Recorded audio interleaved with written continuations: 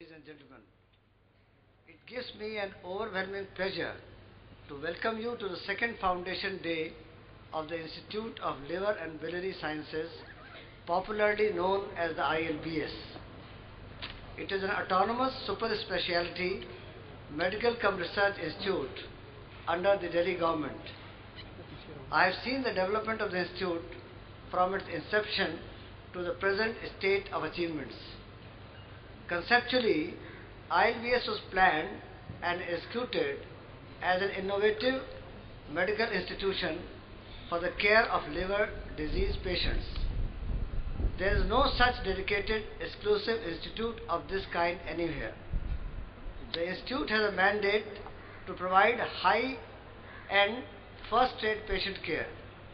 It has got the most advanced equipments and trained manpower.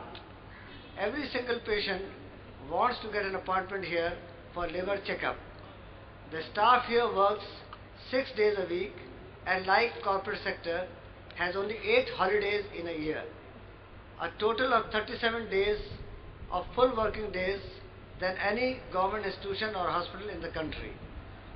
They have a hard task master in the form of their director. Of course, we need to supplement monetarily the staff much more in times to come for their exceptional hard work and commitment. In a short span of 2 years, it has been able to start advanced liver support services matching the best in the world. It has a 24-hour emergency and a 1880 liver helpline, the first of its kind in the country. ILBS has started a successful liver transport program, the first in the National Capital Territory. I know for every single liver patient how much commitment Team ILBS has, hours and days of sleepless nights at a stretch.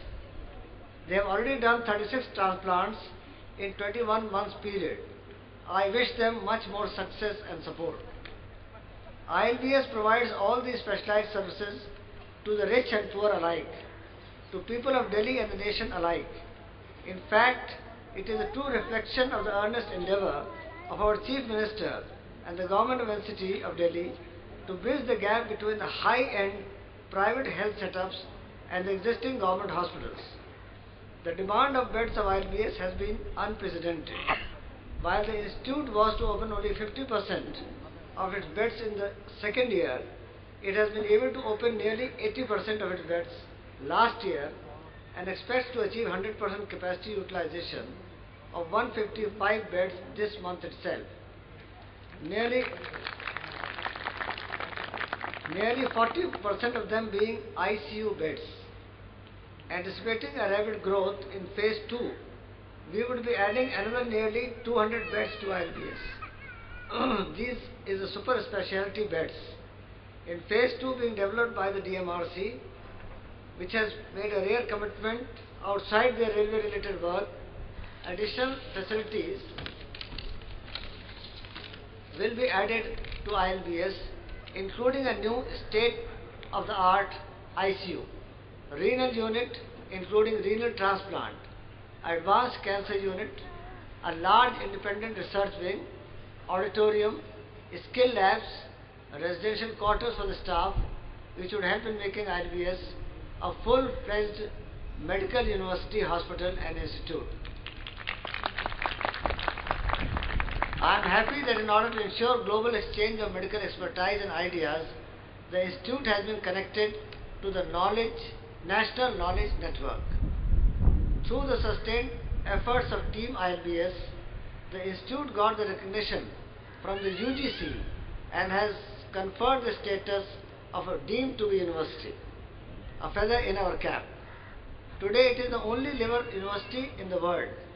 It had nearly 2 dozen international visitors last year